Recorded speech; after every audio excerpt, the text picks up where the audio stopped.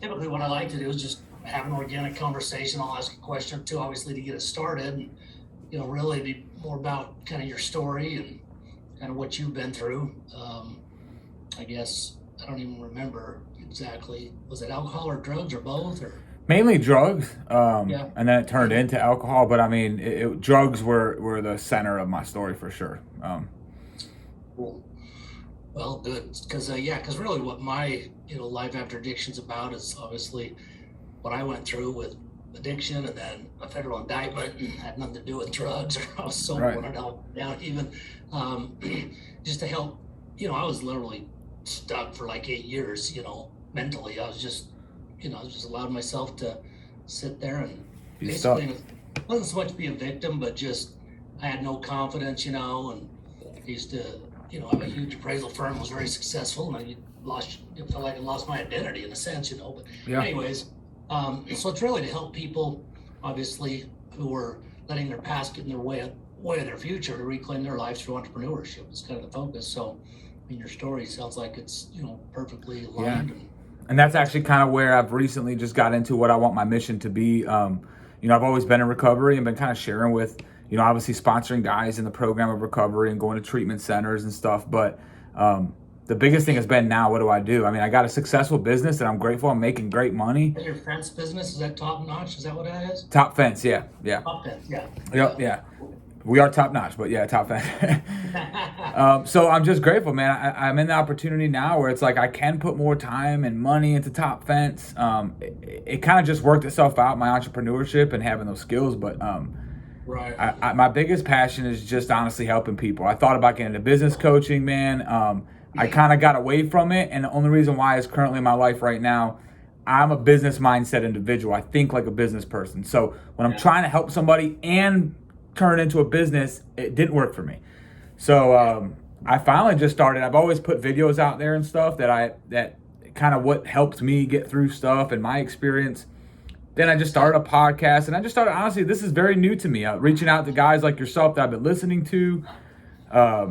I actually talked to Travis Ritchie. You had him on your show. Oh yeah, Travis is stud. I talked to him yesterday. And I don't know if you ever heard of Damon West. Ah, Oh man, he's unbelievable, man. You should follow him. He's got a book called The Coffee Bean. I've heard of that. Yeah, so I met him. Heard of that. Yeah, he goes and speaks. He was in prison as well. He'd be a great guest. I mean, he's busy right now, but he's somebody who I'm actually got him booked on mine. But he's doing this tour in like 2 months. So I met him at a convention. So I've been connecting with these guys that share the same passions as me, and I don't know where this is gonna take me. I kind of and I love the process, man. That's what I love. Exactly. It's like it fires me up. I'm like, I don't even know what we're gonna talk about today, man. But I'm excited. Hopefully, we help somebody. So I reached out to Travis because I like his prison. I call it a ministry, but what he's working there, it's amazing. I thought maybe we can do something here in Florida. So just connected with him, and yeah, Do you know Jaden Gum by chance? I don't. Does I that have. name ring a bell? I'll connect you with him. He was in prison, but he's helping prisoners basically integrate into society. He's got a nonprofit. I mean, he helps out big time. Super cool dude. And then also Zach Babcock. I've heard of him. He's the one that kind of, I met him at a conference about 2 years ago, and it's the first time I had seen or heard of him. And he was doing pretty well with his podcast. It's called Underdog Empowerment, and he had a course that teaches about how to build a podcast and all that kind of stuff. And because we were at that event, a buddy of mine was running. He gave it to everyone attending, and so I kind of used it a little bit to get this one rolling. I had started one a year prior, but yeah, Zach's amazing, and dude, he's got some of the biggest entrepreneur names out there: the Andy Frizellas, the Cardones, the you name it. He's got them on, but he's a great guy to follow, and it'd be awesome for your podcast as well. But yeah, dude, I'm all about just helping each other connect and helping each other impact others. That's the key. That's what I dig. That's what fulfills me more than anything in the world. Yeah, I agree, man, and that's kind of what I love about this. It's like I heard, I don't know where I heard it, but I heard somebody say the other day. It's like when you start a podcast, it starts allowing you to like network with people that you've never got to meet, And then you get to like talk to people and you're learning from them, and then you're providing value to other people. And that's just, I mean, I just started this like 2 weeks ago, the podcast. I mean, and no idea what I was doing. I mean, I still don't know what I'm doing, you know. But the first recording was just my story, and then I was like, I just wanted to start it. And I knew if I start something, I can continue going, continue moving. And it's been a learning journey. I've connected with some people who I wanted to get them on my podcast, but they're so big. I reached out to like some guy, and they're like, hey, I'm booked and stuff, but they actually gave me some advice, you know, hey, try this and try. So I started trying new stuff, and this is what's exciting to me. This is where I feel it's like, it's the journey, you know, and Exactly. that's what I talk about a lot, is the process. People are so afraid of the process. They're so scared of it. That's what people got to learn how to enjoy, because life is the process. That's is right. everything. That's it. Yeah. You know? Like I'm having fun with this podcast thing, and I think about this all the time. My fence business, I'm like in year 4, and like in my mind, like I miss the beginning. You know what I mean? Like I miss like putting up fence in the Camry, trying to figure stuff out. That was fun. You know, it was, and this That's is the challenge. yeah, and this is where I'm at now with this thing, man. It's just reaching out to people. I've thought about going to some high schools. There's a lot of things in my mind that I'm just tasting, I guess you can call it, and putting myself out there and just seeing where it goes. You know, we'll have to definitely keep in touch, because I'll be honest with you, like I had my podcast, you know, for a year and a couple months now. You know, I've got my website, and I planned on doing some different things. And then, you know, long story short, another business I have that it just all of a sudden blew up, and so it took all my time and attention. And then, frankly, it was doing so well, I actually got a little lazy, to be honest with you. yeah, right. You know, and then it's had a couple of big blowups, you know, over the last 10 months. And so What business is it, right now, if you don't mind me asking? there's one I got into after I got out of prison, you know, that was just kind of temporary, that I never really loved. Yeah. And I've gotten in and out of it. I've just had basically I've narrowed it down where I just have affiliates. I don't have any sales guys myself anymore. And my boys kind of run it, but we sell, you know, home security, solar, TV, internet for all the big providers out there. You know, and the affiliate model is what makes it nice, because all we do is have the access to run the deals, and so we just support them, help them succeed, and obviously we do. So That's solid.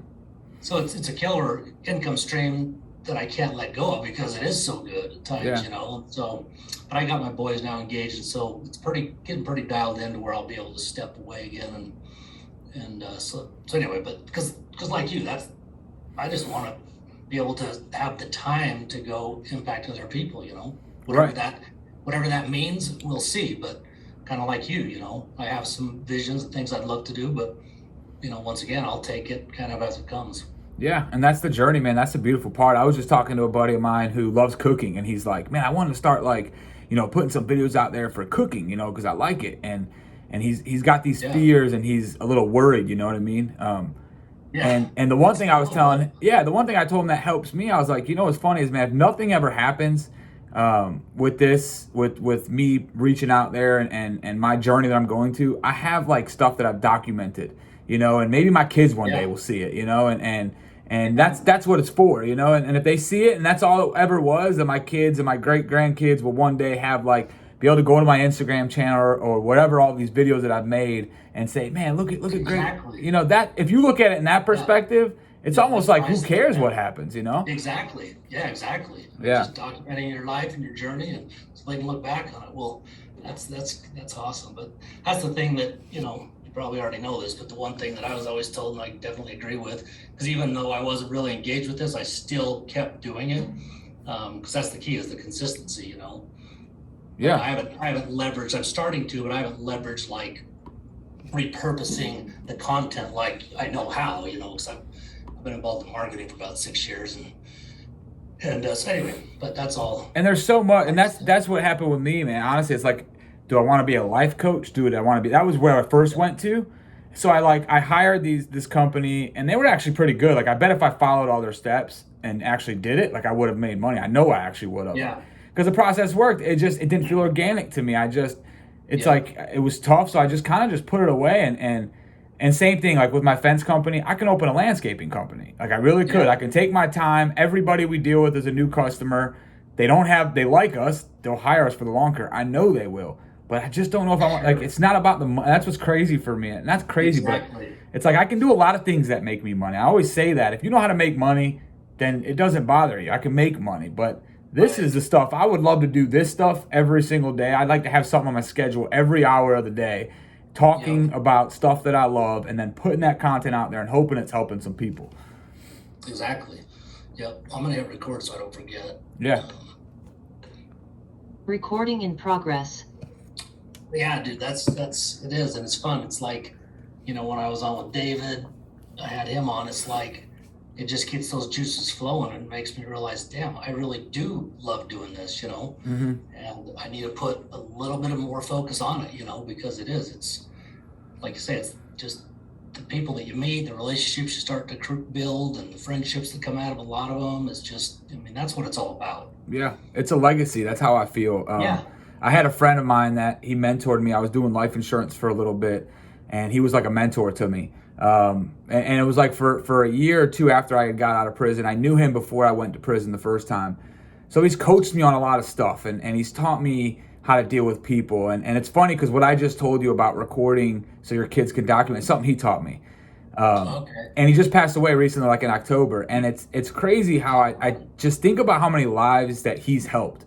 It's and how many like sales, and this is just like business, but he has impacted me. He's impacted the guy who works for me, who's my salesman. There's so many people that he's actually taken his knowledge and gave it to them, and to me, that's how his legacy lives on. Yeah, exactly. And that's just kind of what I feel now is I'm trying to do is pass on this life of perspective and finding your real happiness and your identity, and understanding that that's, I think every time people are living their life now is they're looking for their identity. Yeah. And I was in high school, I found my identity in drugs. I told myself, man, I'm going to be a drug addict for the rest of my life. That was I would tell myself, I'm going to die a drug addict. That's what I'm going to do for us. And I believed it as much as I believed the fact that like this is a microphone in front of me. It was, and I was okay with it. That was the scary part. I was like, this is life. But that's perspective. It's just how I was so stuck, Well, you're talking about a lot of good stuff, so let's get the show on the road. Yeah, man. Absolutely. Folks, welcome back to the show today. We've got a special guest by the man by the name of Joseph Cagey. And did I pronounce that right? Your last name, Joseph? You nailed it, man. You nailed it. All right. And he's got a heck of a story. He's been to prison.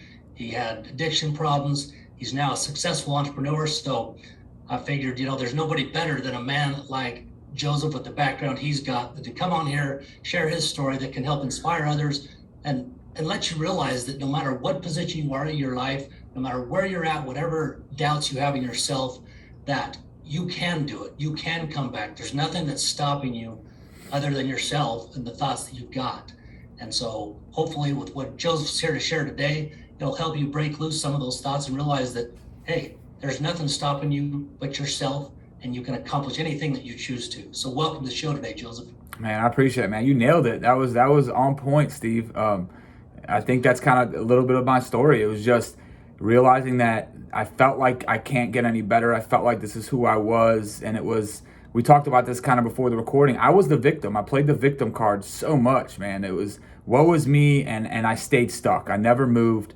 From the age of 14 to 25, I think the only thing that changed from there was the number of my age, but I always acted like a 14-year-old victim, and that never changed for me.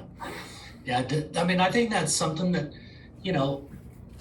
I wouldn't say it's normal, but I think the masses, it's easy to fall into that, for whatever reason. It can be, because of the upbringing I had, because of this situation or this person did this. I was talking to someone this morning, and this is something that I had to learn, and it was tough to own, but I've come to realize it's 100% true, and that is everything I have in my life to date, to this minute, is 100% based on choices I made, nobody else. Mm-hmm. And once you own that and take that kind of that extreme ownership, then it changes everything, because we can, based on the choices we make, that's what creates our future, that and things that we believe as well. But so you started using it like 14 years old. Yeah, I was. Yeah, Go sorry, ahead. man. So I moved from Detroit. That's where originally I was from, and I grew up there around family members. I grew up there. I played sports, so I was an athlete in basketball. I knew the coaches, so it was almost like I felt like the popular kid. And when I was Yeah. there, it was, hey, it was normal to drink, and that's what I was doing. I was drinking on the weekends, and like this was at age 13, 14. For me, this was like kind of normal, like this is Yeah. not a big deal. Um, well, obviously, I grew up. My family's they were born and raised in Iraq. They're called Chaldeans. They're Christian Iraqis. So we come from a very strict culture. I mean, my dad doesn't smoke. Has never probably smoked a cigarette in his life. And the same thing with my mom. And I mean, a lot of my relatives are very similar to that. I was the Yeah. black sheep for sure. Um, and my dad moved here just to kind of get away, and we had some family members here in Florida, so he made a business decision to move here. And I remember the moment when I was 14 years old and I came here. I was so angry at my dad for moving us here that I purposely did not want to enjoy life. It was so that, and this is where the victim started for me. It was like, I'm gonna make sure. And I remember going to a football tryout, and I played football. Wasn't that great at it, but I enjoyed it. I liked it. And I went to a football tryout, and the coach told me I was gonna make the team. I wasn't gonna start, but I was gonna make the team. And I saw my dad get excited about it. That like, oh, this is great. And I didn't go to the last tryout on purpose. No kidding. That's how angry Kind I, of to spite him. out of Just spite, out of spite. And when I moved here, I was looking for that crowd to fit in. I just came from up oh, north. for sure. I'm down south, very different, culture. You know what I mean? The guys in Yeah. high school at this point are going fishing, they're going hunting, they're driving their trucks, they're doing other stuff I didn't do. Yeah. So the first crowd that I fit in was the crowd who was skipping school, smoking pot, and that's when I started. I was like, and I love that rebellious nature. I felt like Yeah. nobody could tell me what to do. I'm gonna do what I want. And that just took me down the path. I was introduced to opiates when I was almost just about to turn 16. And the first time I took an opiate, that was when I said to myself, I'm going to do this for the rest of my life until the day I die. And I was 100% okay with that. It was like, this is fine. This is my life. This is what I'll do. And I did it for a very long time. Yeah. And Wow. Were there times that did you ever feel like you came close to ODing or anything like that? So there was moments, and it wasn't overdoses, but there was moments where I would drink and use pills, and I was Yeah. in car accidents. I remember myself, and at this point I was 17 years old, and I wanted to die. You can call it a suicidal attempt, or just driving reckless and Just saying, because you were was that just because, do you think just because you were just kind of really just miserable? I didn't care. Yeah. This was right before I went to prison my first time. I've actually done 2 different prison sentences. And towards the first prison sentence, towards the end, I hated my life. I didn't want to live. I never looked in a mirror. I mean, even saying that, I get goosebumps. I remember those feelings of just feeling Oh, like, yeah. what's the point of living anymore? I had no money. I was stealing. Every morning I woke up, all I thought about was, who can I rob and how can I get it? That was my life. And it was, Wow. and it was just, I would lose job after job, and friend after friend, and I would steal from family members and best friends, and I'd had people tell me, dude, Oh, you yeah. should just kill yourself. I don't know why you're alive, because they were so Wow. angry at how much I hurt them. And I wanted to, I was at that place. Yeah, that's the thing, that as when we're in our addiction, that we don't get is the wreckage and the damage we're doing to everybody around us. I mean, it's terrible, and as addicts, we are great manipulators, great liars, but we're the most selfish bastards on the planet too. Absolutely. You know, as you mentioned, you got up every morning, you're thinking about, what you can steal, what you can whatever, so that you can go get what you need to get high, basically. And, once you're taking opiates for a certain amount of time, you're not really getting that high anymore. You're just getting by it so that you don't feel like shit, Yeah. basically. Yeah. It was a maintenance. Yeah. Yeah. And it's a crazy thing. But so if anyone out there is listening and you're in the middle of this, um, don't buy all that negative bullshit that you're telling yourself, because Joseph and I can attest to the fact that there's no doubt your brain chemistry is all messed up now anyway, and so what you think you believe, I guarantee, is not actually what you believe. Um, Maybe you've been through situations, experience that, influence some of your beliefs for sure, because that's really where they come from, is just our experience and things we hear and what we're exposed to. But what had you then? So, you were on opiates. How long did that last? And then what was it that caused you to go to prison the first time? Yeah. So on the first prison sentence, it was to the point that I was robbing and stealing, and it caught up with me. Yeah. And I'll never forget this. And this is what I say about. I've heard this said before, and it's so true to my life that I have the perspective I have today because of things that I've been through. And I want to say that because you were just talking to people who are hopefully listening to this, and they're stuck there. And they almost feel like there is no way out. What good am I going to be able to do? And they get so stuck in that rut. But there's some things, if you can overcome, that you can help so many people because of it. So it's why I have the perspective I have today. My family lived in a community that you could almost call it like a gated community. And I was robbing people at the time, and the police had set me up. That they knew I was posting stuff on Craigslist at the time, so people could meet me and I could steal their money. That's what I was doing. Oh, wow. And I was so smart that I was so dumb. I was just so lost. I didn't care. I honestly didn't. This was the point I told you I didn't care about living. So I almost didn't care about getting caught. It was like, I'll figure that out when it happens. I didn't care. And so they set me up, and it was kind of it was almost intense. I felt like it was too intense for what they thought it was. So they thought I was doing like 40, every burglary that happened in the area that I lived in, they associated myself with all those burglaries, which it was not. But at the time when they arrested me, they thought there was guys who were robbing people at gunpoint, which was not me. So when they did come to arrest me, it was federal agents that had like vests on, undercover cars parked in front of my house, to the point that when they arrested me, I thought they had the wrong guy because it was just all this so stuff. Over the top, it seemed like. So I was out front. I was near my home. I told somebody I was going to meet them in this little community center, and that's when they came and they arrested me. They handcuffed me, my hands to my feet, and they walked me to my door. Now I'm in this community that, and I remember I opened the door when the police knocked on the door, and it was my mom's face. I'm getting chills again, and watching the look on my mother's face to look at her son, who she didn't raise to be this way. My mom is probably somebody, I don't think there's no other mother in this world that would have tried so hard to keep her son away from trouble. Yep. And she's staring at her son in handcuffs, with a bunch of police officers in front of her home. And I went, at that time, I ended up going to prison for 2 years. Wow. I went to prison it was actually a 24-month sentence. I got out with good time at 18 months. So I ended up doing 18 months at that time.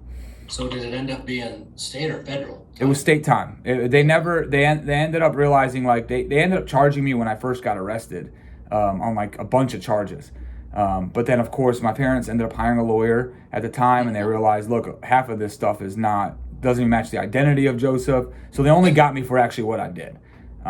Gotcha. So they thought it was a much bigger situation. They thought it was a much bigger situation than what it was. Gotcha. Okay. And so you go to prison for a couple of years. Did you have any? I mean, what did you go through in there as far as what did you did any of your thoughts start to change? Or did you just kind of get through the time and then come out and fall back into some of the old habits? Yeah, so that was actually an interesting time in my life when I turned in, because I didn't think I was a drug addict when I went in. To be honest with you, I was just like, I partied too hard and I need to stop. And I met this one guy. He was an older guy at the time. He was about 55 years old, and his name was Doug, and we always kept in touch. And this was a guy who was in there for DUI. And I'm a Christian, so he saw that I would carry around my Bible, and he kind of took me under his wing, because I was very different than a lot of people that sometimes go into prison. I wasn't running around acting crazy. I was just kind of trying to do my time and stay to myself, and he liked that. And he took me on as like a mentor. I look at him as like one of my first mentors in my life. And he first introduced me to Christ. That's who I call my higher power. And we would walk the prison yard, and I'll never forget, he would tell me, Joseph, this is not the life we have to live. You don't have to go back out and do drugs. And he would kind of mentor me, and I believed in it, what he was telling me. But I did understand how serious it was for my life, if that makes sense. It was just kind of like, okay, stop drinking and stop doing drugs. Right. But I didn't understand that if I were to start using, it would cause that cycle again. I never understood that. I was oblivious. Where you left off, yeah. And that's what happened. So I ended up getting out. I got myself involved in a church and stuff, and just said, I'm gonna do the right thing. I'm gonna go to college, and I got out 2 days before my 21st birthday. So I ended up enrolling in school, and I didn't party like crazy for my 21st birthday. I went out and just kind of tried to relax, if that makes sense. Like, I didn't want to go crazy. Right. And then it happened. I went out one Saturday night. I went out to a club. I had one of the first drinks that I had. And from that moment, it was, let's go get cocaine. That's what my brain tells me. Let's go do this. Let's go do that. It's almost like I can't control the thoughts at that point. And people have asked me, like, man, how did it get to that? And I always say, I felt almost like powerless at that moment. Yeah. I remember the first time I actually went to go pick up opiates, which I was so scared of. And I remember leaving the drug dealer's house thinking, what am I doing? Like, how did I get here? Almost feeling robotic, but I didn't care. At that point, I was, okay, I would tell myself lies. I'm just going to do this today, and I won't do it tomorrow. And that led on to, I ended up dropping out of school because of drugs after a month. And I was back at it again within 3 months, and it got worse. They say the disease progresses. It got worse. Yeah. And I was back again to stealing. I was back again to car hopping. I mean, anything I could get my hands onto. I ended up just to get funds to feed your habit, basically. That's what it was. That's what it was. It was just to get drugs, just to get money to feed my habit. That's why I would steal. It wasn't so I can go buy shoes, or it was because I had a drug problem. Right. And I never knew that. It's why I'm very passionate now about kind of going into the prison industry and possibly doing some ministry work there, because when I was there, so I'll kind of fast forward real briefly to going back the second time. I end up start stealing again. And this is my first introduction to treatment. That's why I feel it's an important part of my story. I stole from somebody that I worked with. The guy that I told you was a mentor of mine. I worked for him before I went to prison. I stole from him. He came to my house and said, hey, look, I found out you stole. What's going on? And that's when I just kind of told him. I said, look, I'm on drugs. He didn't have no idea what to do. So long story short, it caused a lot of chaos in the work environment that he owned an office.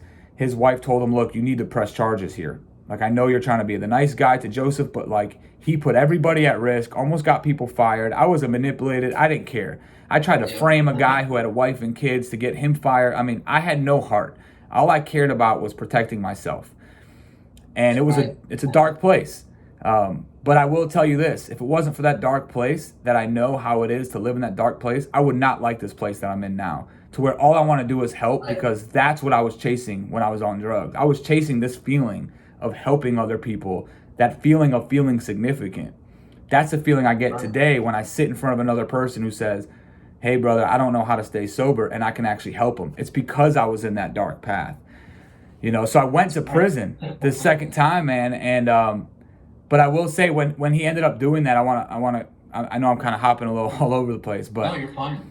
So when he did end up pressing charges, my parents, I had to tell my parents about it. Of course, they were my rescuers, and that's all they knew. You can call them enablers, but they looked at it like we're rescuing him. My lawyer at the time said, Joseph, you should go to treatment because it will look good for the case. That's the only reason I went to treatment then.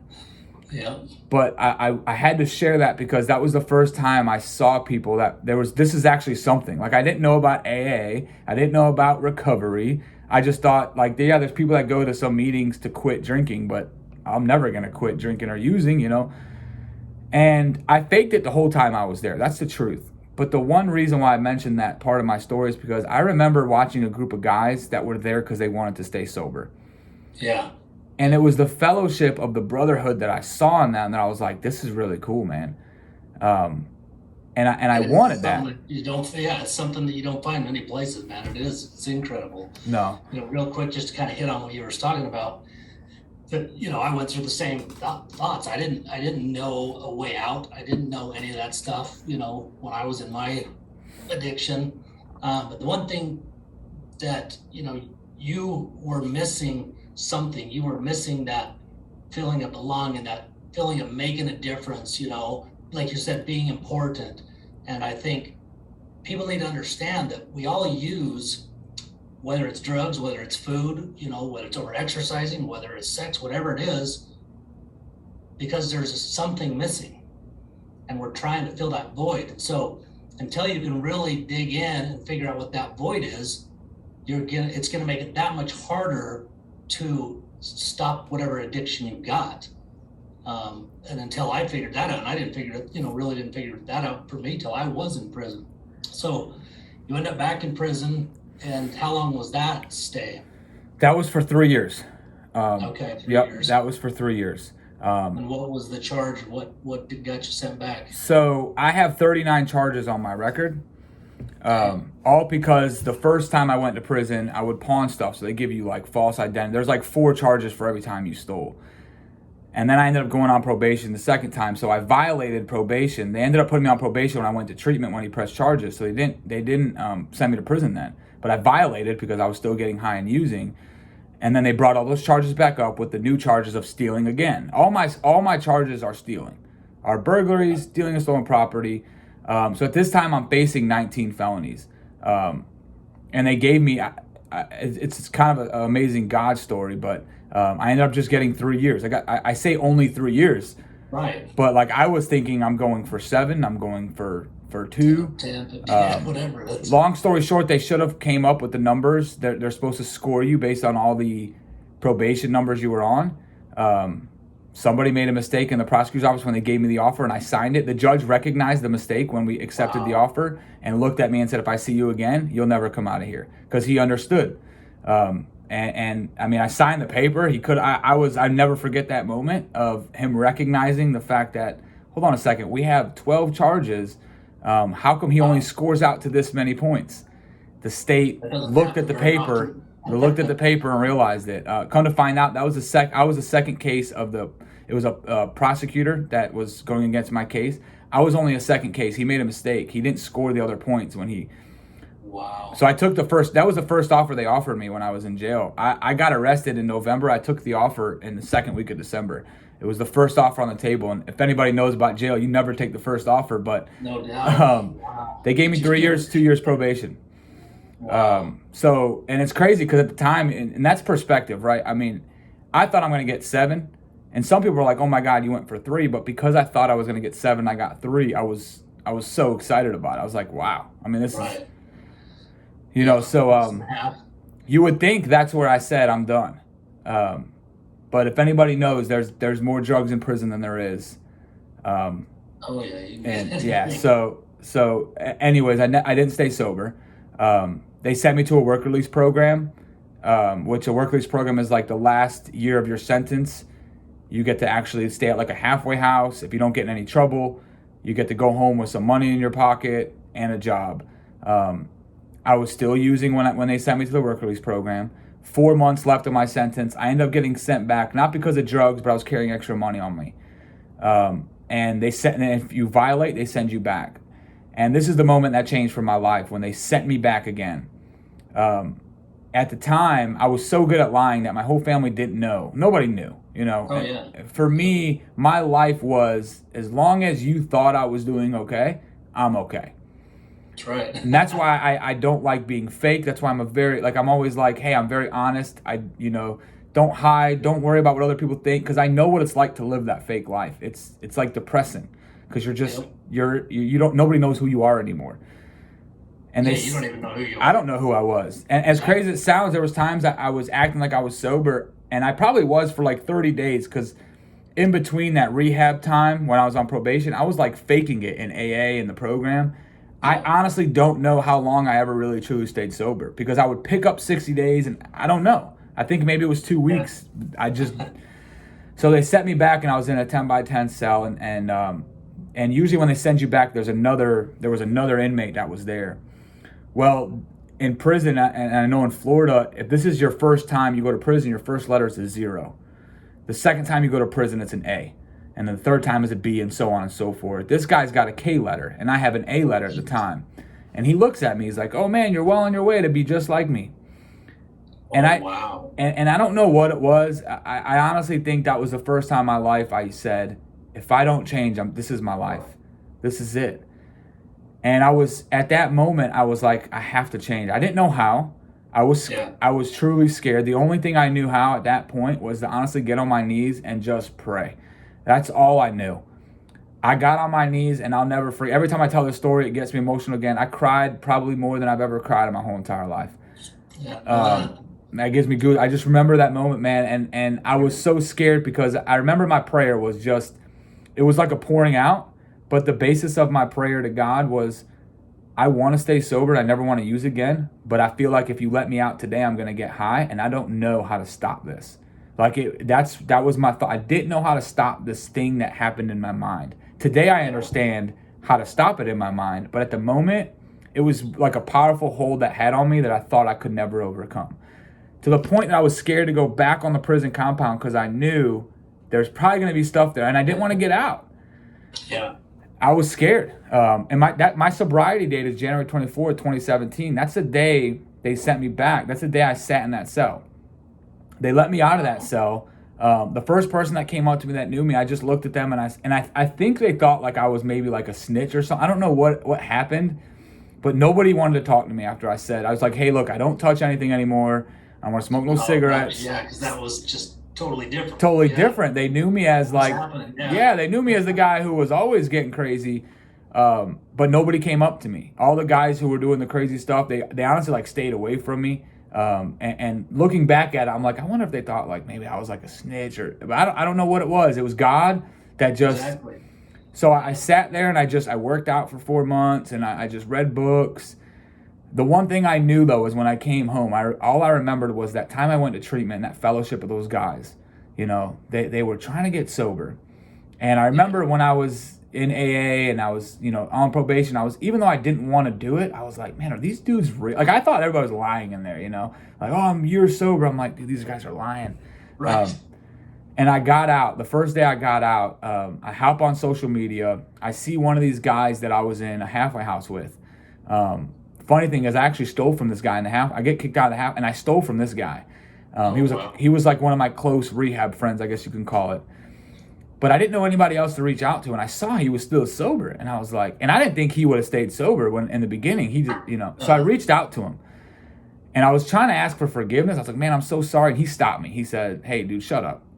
Where are you? I says, I just came home from prison, man. He said, are you sober? I said, I am now, and I was crying to him. I'll never forget it. I said, dude, I'm scared, man. He said, well, I'm coming to pick you up. I'm taking you to a meeting. What a blessing, man. Wow. He came and picked me up. He brought me around a group of men. I remember my first guy that I just reached out to. I said, look, brother, I'm scared. I don't know how to do this. And I remember him just looking at me. He's like, you're home, brother. We were all there. That's so cool. And the part that I love about this part of my story that I feel could help anybody is there's always somebody that understands what you're going through. And I think when we're going through what we're going through, we always think nobody understands me. That's right. Nobody will get it. You don't know what I've been through. And that's the victim card we play. Yep. And when I finally got away from being the victim and just said, hey, look, I got to face this because it's life or death for me. I still say this today. There's guys I see, and you probably see it too. They relapse, they come back, they relapse. If I go back out, I'm gone. I'm dead or I'm in jail. There's no second chance, I don't believe, for me.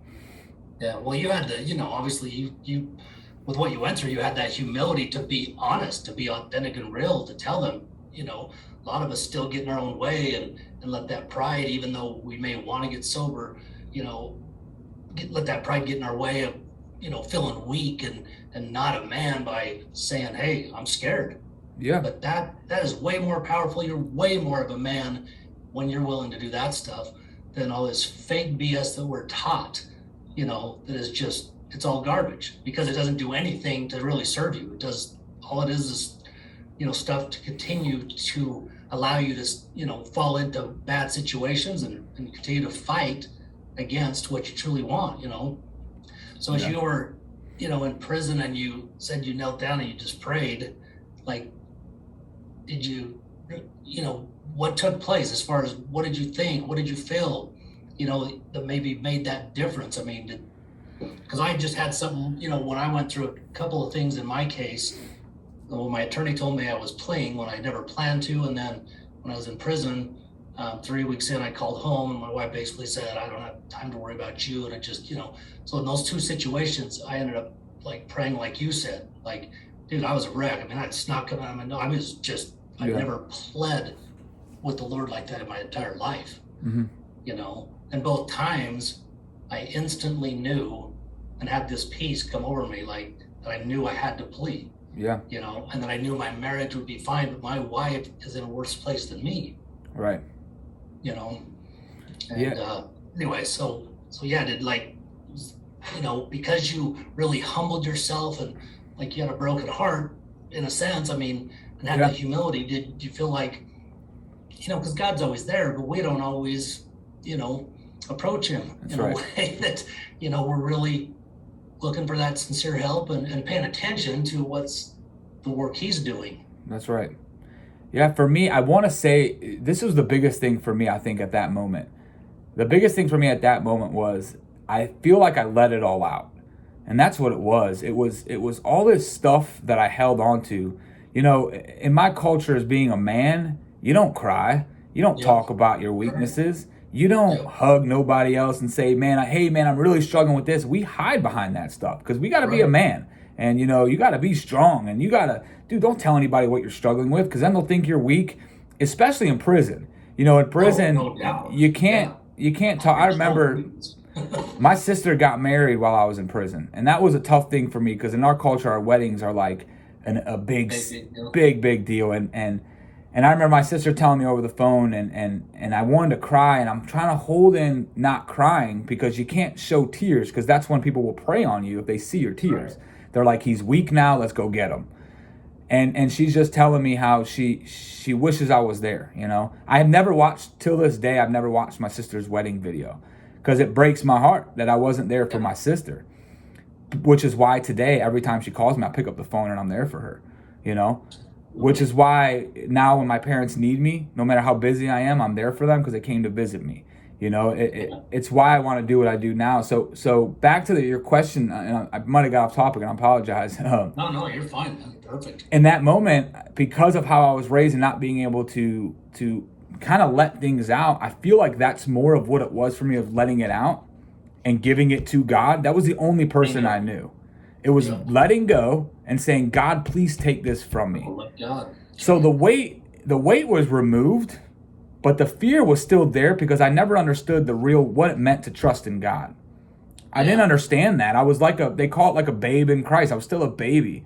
I was like, I understand I read his Bible and I understand that, he's there for me, but I never really understood how much I need to trust him and how much he actually really is there and how much he's paving I understand that now because of those moments, those moments that I didn't know what to do and I was so scared. And I have a ton of them in my life that since then where I was so scared, and I'm a problem solver. That's why I'm a business owner. And God always takes me to a place where, Joseph, you can't solve this problem. Look back to me. And I have to look back to him and say, God, I need you. And he reminds me that says, look, you don't always have to depend on your own will, your own fight, your own strength. And that's when it started for me. So it was like I got the weight removed. And while I was, and after I know the 4 months, nobody came up to me to offer me anything. And then even when I got out, I didn't know this was God in the moment. I just thought this is like, oh, wow, this is great. And I look back as I got closer to God and I started understanding really who my higher power, who Christ was in my life, how he aligned all that stuff for me. He put that guy David there for me to reach out to. He gave him a heart to forgive me, to not care about it. The awesome thing about recovery is I got to pay him back, and he's one of my best friends today. It's all these things that God did for me, but it all started because I had to let go. And that's what it did for me at that moment. That's awesome. I mean, geez. I mean, yeah, because for those listening, that is the key right there.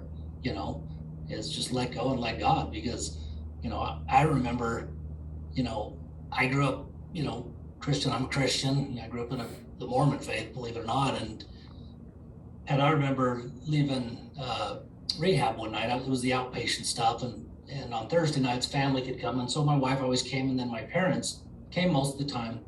And one time after, leaving, we're in the parking lot walking to our cars. And, for some reason, my dad and I were talking and something about prayer, and I just remember telling him, well, he asked me, are you praying at all? And I said, no, like, he's not going to listen to me.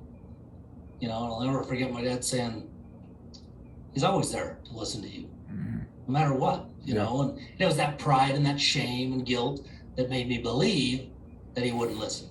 Yeah. But, that took me back to that, kind of that image of footprints in the sand, Yeah. where we've got the footprints next to you, but no one's there. Well, that's Christ. He's always there, we just have to ask. And, that's so powerful because, when it comes to addiction and alcoholism, you're literally can't do it alone, and you have to be able to let go and reach out and ask for help. And that's where pride gets in the way so often. Yeah. And it's still, and that's the one thing that I think what happens with, and it's not even like you said, and I think it's with a lot of people is, we feel if we ask for help, it's weakness, Right. And I guess I should only speak for myself, but I do talk to, I'm seeing it more and more often. That's why I love having conversations like this, or when you're reaching out to help somebody, because you start to see patterns in people and you're like, man, why is everybody so afraid to talk about what their weakness is? Like, they're so afraid to say, I'm struggling here, I need help, because in this culture, for some reason, or in the culture maybe they live in, they think it's a weakness. You had to reach out for help, and it's like, that's a strength, you know what I mean? For you to be able to put your pride aside and want to get better and say, hey, I'm struggling here, can you help me? That's strength, because guess what? You just grew to the next level. Now you're better. Maybe it's your recovery, maybe it's your business, whatever it is. If we're not reaching out for help, that means we're not growing. I don't see how you're growing if you're not reaching, because we all struggle. I mean, I'm terrible. Right. Listen, I run a $3.5 million business and I suck at numbers. I'm terrible with money management. I'm horrible with it. I try to manage it myself, and then I realize, hold on a second, why don't you reach out? Like, I still have to remind myself, why are you not reaching out for help? And I finally reach out for help, and I'm like, oh, that's great. Now I'm so much better because I was able to admit to somebody, hey, look, I don't know what I'm doing.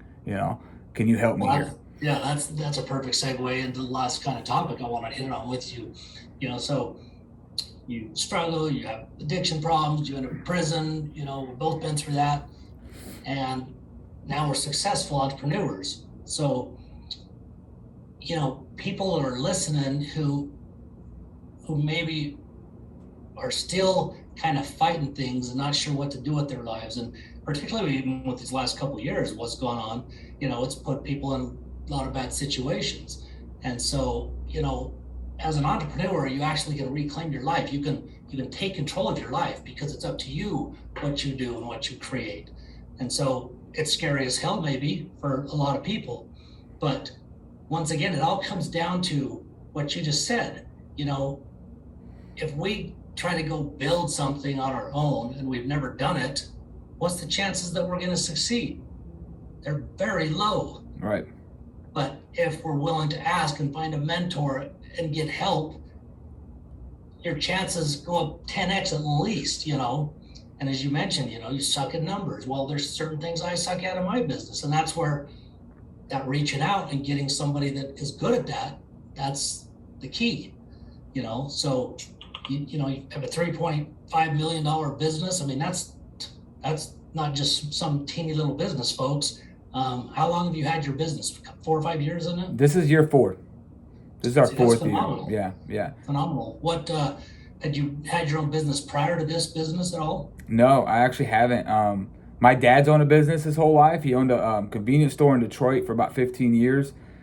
He came here and now he owns two dry cleaners right now. So my dad's always been an entrepreneur, business owner, I guess you can say. Yeah.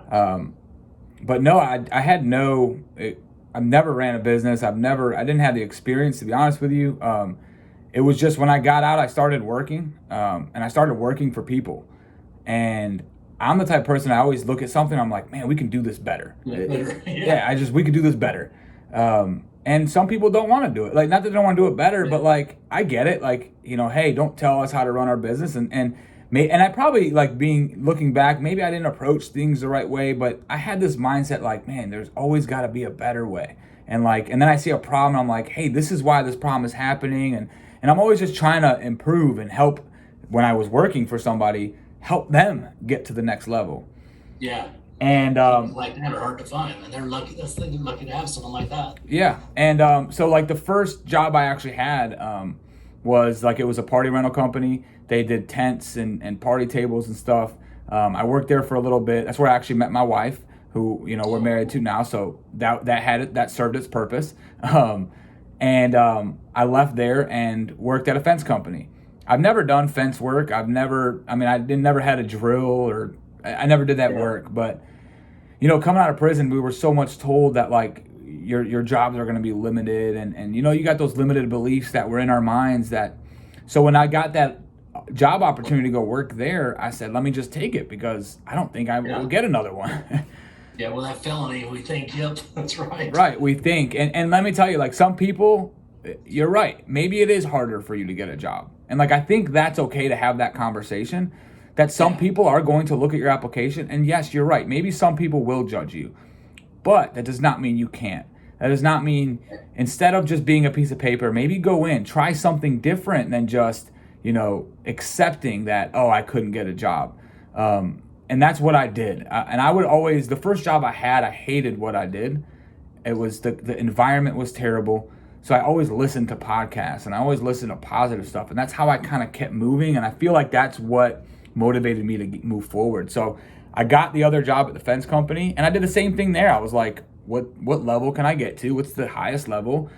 And it was like being a leader of a truck, running your own crew. So I learned how to put up fence in like 3 months. And the guy always told me, I'll give you a truck, you'll run a crew.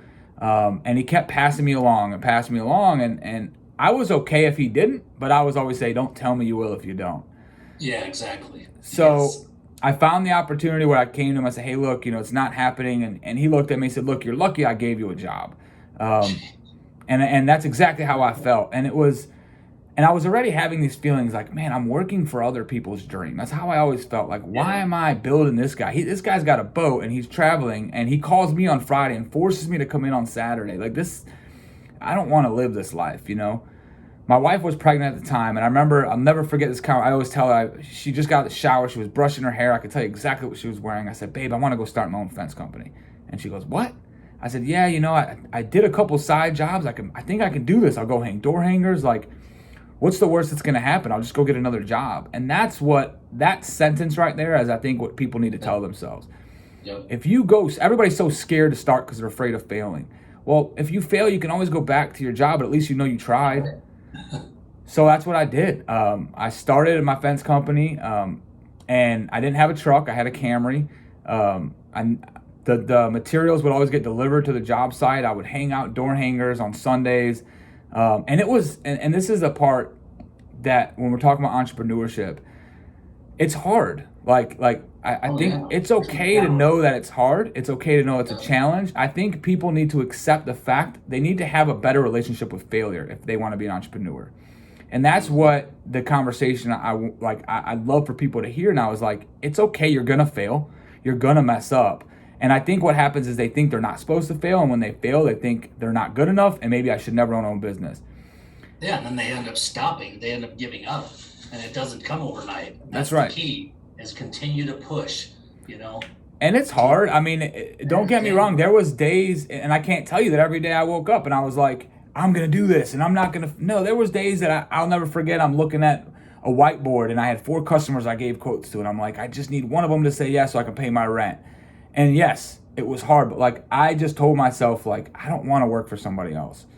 And if they can do it, why couldn't I? I would listen to positive stuff. I did anything I could to just keep going, And every time I kept going, there was another win, and there was another, and I started piling on these wins, and all of a sudden, guess what happened? My self-confidence started getting up, I started saying, I can do this. And then the farther you go, the more you're like, hey, I'm here. I'm not quitting now.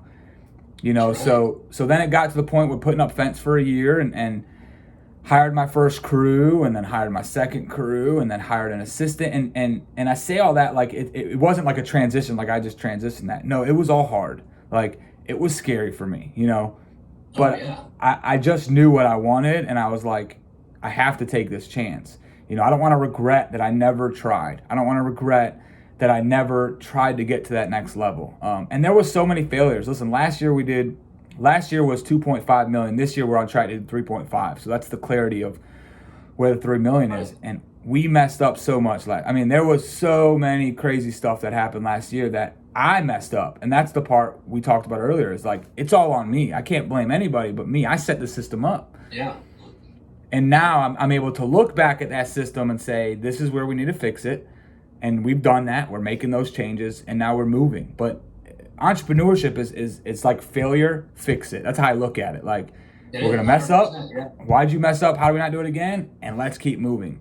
What happens with people, I feel, is they stay stuck. They're like, I messed up, and they cry about it, and they whine about it. They blame everybody else instead of saying, why did I mess up? What could I have done differently? And hey, let's start doing that now. Let's go. You know, let's keep moving. Bingo. Yeah. It's learning, because that's how you get better and better. It's continue to learning, you know, and messing up and failing doesn't mean you lose it all or anything like that necessarily can, but it's okay. What was I supposed to learn from that? Making the adjustments, implementing changes, you know, and then also continue to evolve, you know, always try to improve, even, you know, when you don't have to mess up to continue to grow. Like you mentioned earlier, you know, continue to grow and continue to learn and continue to, you know, get coaches to help you and, you know, in your life and your business, because, you know, we're never, ever gonna be in a place where we know it all, or, you know, I say, you know, you stop living and growing, you're gonna start dying, you know. Yeah. And I've seen it, you know, with people. You know, my dad retired, and he really didn't have a lot that kept him really occupied and busy, and I can see how that, I personally believe, it affected his health, and that's why it deteriorated, especially mentally. It's like you gotta have something to do, something to continue to stimulate that brain. But man, that's a heck of a story. I mean, you're 4 years into business and already, you know, projected at 3.5 million this year. That's a hell of a accomplishment, and I have a feeling, based on just a little bit we've talked about today, that you're still just barely getting started. Yeah, we are, man. And like, it's a God thing, man. You know, it's crazy because, like, when you go through what you go through and God gets you out of it, it's almost like I have nothing to be scared of anymore, you know? Like, that's honestly just what I feel. It's like I take a step and I'm like, okay, God, I'm going to pray, and then I'm going to say, where do you want me next? You know? I'm going to pray and say, where do you want me next? You know, and that's just what it is. It's I pray and I take action. I pray and I take action. But I'm never just dwelling. It's I got to keep moving. You got to keep taking action and realize you messed up, realize you failed, you know, and keep going. You know, it's not, and I didn't do this alone. You know, I got a network of people around me that's helping me mess up and helping me through my failures. But it's beginning with the end in mind. And I remember there was a book I read, and it was a Stephen Covey book. And that's, yeah, and that changed my life too, where it was like, what do I want people to say about me when I die? You know? Yeah. And that's what I should focus on. You know, it's not like I want people to say he was rich and had a bunch of money. Like, yes, wealth is great. What you can do with it is great. I'm still trying to make more money. Don't get me wrong. But I want people to say Joseph impacted me. I want my kids to say he was a great father and he spent time with me. So I built my business to make sure I could spend time with my kids. So my life is literally designed, and I try to focus on, what do I want people to say about me when I die? That's the legacy that I want to leave. You know, I could be making a lot more money than I'm making right now, to be honest with you, but my team makes great money too. You know, the guys who are on my team, they make great money, they work for me, it's a great environment, and I'm okay with that, because I want my team to say, Joseph always took care of me, and we love the team, and I can go on vacation for 2 weeks and know they're going to take care of it, you know? That's one of the lessons my grandpa taught me. He was one of my mentors when I was running my dad's car wash and convenience store, and that's what he taught me, is take care of your people. Oh, yeah. Implemented that in every business, and that, to me, is just as important as every customer you have. You know, you have to do that. And too often, you know, people try to take advantage, and they're, you know, without your people, you are nothing in your business. You have nothing without your people. No. It's one of the most, that's one of your biggest assets, you know, so take care of it, like you said. And that's, 'cause it doesn't always, it's not always about money. And if you take care of them, like you said, you know, they're going to respect you. They're going to do the right thing. So you don't have to worry when you're out of town. You don't have to be answering phone calls. It's, and it's fun. You know, Exactly. like it's Exactly. fun to win with Fun to, people. You know what I it's mean? fun to see them get all jazzed up because of the That's way right. that you're taking care of them, you know? That's the fulfillment. It's like, what good is it if I'm rich and I'm alone? You know? And I think Bingo. that conversation sometimes it's like a two-sided coin. Like people think, oh well, can I be happy and rich? Like I'm not saying you can, but Right. some people are just so focused on getting rich that they fail to realize what was the cost of it, you know? Was it the cost of you Exactly. spending time with your kids? Was it the cost of you? Right. And are you okay with that? If you are, that's fine. But just be self-aware to why you're chasing what you're chasing, you know? Instead of just chasing it because it sounds like the right thing to do right now. That's that's probably one of the most important things that we've talked about, in my opinion, just based on my experience in life, seeing how I operated at times. You know, I was incredibly busy, incredibly driven, all about, you know, my companies and money, frankly. And I wasn't present, you know, when I was still doing things with my family, you know, and still coaching my boys and things, but if you're not present, what's the point, you know? Yeah. It's so yeah, if you get too caught up in one thing that you're neglecting the other things, you've got holes in your boat, you're going to sink those other areas of your life, which ultimately is going to affect your happiness, no doubt. Yeah. You know, Yeah. and relationships, and then you're going to go through divorces most likely, and you know, you only can grow the things that you're willing to nurture, Yeah. and you've got to nurture every area of your life. It's not just all about business. Well, it's self-awareness, and that's the biggest part that I feel is everybody's trying to be somebody instead of just being themselves and who they want to be. Like it That's doesn't. so true. Yeah, you don't have to be. There is no like. That's why I always hear people say about this formula of success, and I don't know what the formula is. I know what my formula is. You know what I And mean? that's Because truly what matters. yeah, success is different for everybody. Right. You know what I mean? So I can't take your formula and say that's what I want to do as long as I'm self-aware to understand.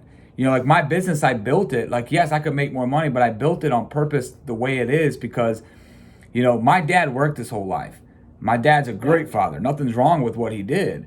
But Yeah. my dad didn't come to my basketball games, you know? Or two And I years. remember those things. And that's where I Right. played the victim stuff. And I'm older and I respect my dad and I love him for that. But for me, in my mind, I think I can do both. I can give my kids a great life and I can be there. I mean, I don't even work on the weekends. I'm home every day at 5 o'clock. I know I can go out and grind and work harder. I know I could. I can, from 5 to 7, I could go make more money. I could work on, but I enjoy taking my son to the soccer game on Saturday. You know, I have Amen. fun and that's okay. That's where I think people, those conversations I love because I feel like everybody thinks there's this formula to happiness, but you have to understand what makes you happy because you can make $100,000 and be happy and miss your kid's soccer game, or make $40,000 and be happier and go to every soccer game you want. Both are okay. So true. Yep. Both are fine, you know? And the only way that you're gonna, you know, be able to create that is by being intentional like you were, and you set it up the way you wanted to. And that's the way you have to do it. Otherwise, what'll happen is whatever happens. You know, if you're just focused on work and think that you got to just focus on that, then that's going to continue to just control you, and you're going to have no, truly, you're really not having any say in what you're doing other than trying to build a successful business. And most people I know like that, they're not happy. You know, and frankly, they're miserable, and Yeah. they have most of them have regrets. You know, that have been that way and realize it, willing to own it. But well, Yeah. Joseph, I'm gonna give you the last word. What is the last thing you want to leave, and then after that, you know, tell people where they can find you, and I'll of course have your information in the show notes Yeah, as well. absolutely. So Man, what as of right now, currently in my life, man, I feel like the most important thing is I want people to start sharing their stories. I want people to understand that whatever it is you've been through and you're hiding behind, you know, and I shared this in one of my podcasts, and it's so true. And I'm going to use it again because my wife gave me permission. It's when we think like what we're going through and we're trying to paint this perfect life, it's almost like a sadness. Like we feel like we don't want to show these weaknesses. We don't want to help people. We don't want to. And I think truly in our hearts, everybody has this feeling in their heart that when we do help somebody, it's almost like that light starts to shine. You know, every time you're giving value to somebody else, there's this spark in you. There's this light in you that starts to shine. And we're always trying to put a fake light on. You know, we're always trying to mask who we really are because we're afraid that who we are is not good enough, and what we've been through can't help anybody. And I know most people listening to this, they're either struggling with addiction or they've gone through addiction. You know, Yep. to the ones who are struggling with addiction, there's hope. I know it seems so hopeless and it seems so dark because you think that I can never get out of this. But if you think you'll never get out of it, you won't. But if you reach a hand out, I give my personal number out and I'll give it to you so you can put it on there. There's people you can reach out to and get you out and live the life that you've ever wanted to live. You don't have to stay stuck. You know, there's a way out and there's hope. And for the ones who've overcame, I want them to start sharing their stories, man. I think there's so many stories that people are afraid to share and talk about because they're afraid to get judged. But there's so many people that can be helped. They want to relate to you. You can help people I can't. You know what I mean? Because you have Right. stuff that you've been through. So that's it, man. It's just, I always say if you hide your story, you hide God's glory. You know? Oh, that's a great line. I love that. Been my experience 100% is when you're real and authentic and talking your truth and your story, that's when you have impact, because when people see that, they realize they're not alone, you know, and by us hiding behind facades, we're not doing humanity any good. And so I love that line, and everybody needs to just share their truth and their story, because it resonates, and it helps other people realize that, hey man, someone else has already been through this, you know, and there is hope, and you know, maybe I can reach out and get some help. So, and I appreciate you being here, and I know you're busy, so I appreciate your time, and I hope you have a fantastic weekend, and look forward to staying in touch and, you know, having you back sometime. Yeah, Steve, man, it was an honor to be here. Thanks for having me on here. Hopefully, you know, I brought value to you and your listeners, you know, and again, man, thanks for having me on here. Oh, it's been my pleasure, man. Thank you. Talk to you soon. All right, we'll talk soon. Recording stopped. Awesome, man. Hey, I appreciate it. That was great. Yeah, hope so, man. I hope it'll bring some value to people, you know, that's the mission.